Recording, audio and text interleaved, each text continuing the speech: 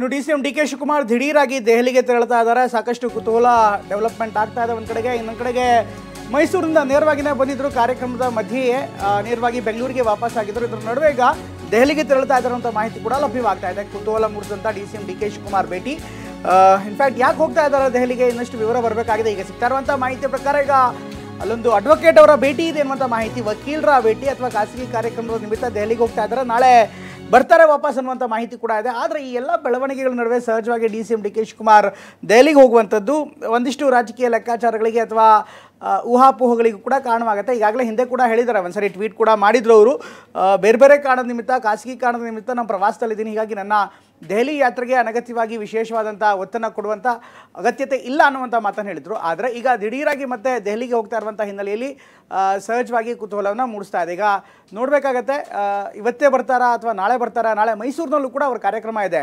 ನಾಳೆ ಮೈಸೂರಿನ ಕಬಿನಿ ಜಲಾಶಯಕ್ಕೆ ಬಾಗಿನ ಅರ್ಪಿಸುವಂಥ ಕಾರ್ಯಕ್ರಮ ಕೂಡ ಇದೆ. ಅಲ್ಲಿ ಡಿ.ಸಿ.ಎಂ ಭಾಗಿಯಾಗ್ತಾರೆ. ಅದಾದ ಬಳಿಕ ದೇವನಹಳ್ಳಿಗೂ ಕೂಡ ಹೋಗ್ತಾರೆ ಅನ್ನುವಂಥ ಮಾಹಿತಿ ಇದೆ. ದೇವನಹಳ್ಳಿ ಕಾರ್ಯಕ್ರಮದಲ್ಲೂ ಕೂಡ ಅವರು ಭಾಗವಹಿಸುವಂಥ ಕಾರ್ಯಕ್ರಮ ಇದೆ. ಇದೆಲ್ಲದರ ನಡುವೆ ಅವರು ದೆಹಲಿಗೆ ಹೋಗಿರುವಂಥದ್ದು ಸಹಜವಾಗಿ ಸಾಕಷ್ಟು ಲೆಕ್ಕಾಚಾರಗಳಿಗೆ ಕಾರಣವಾಗ್ತಾ ಇದೆ.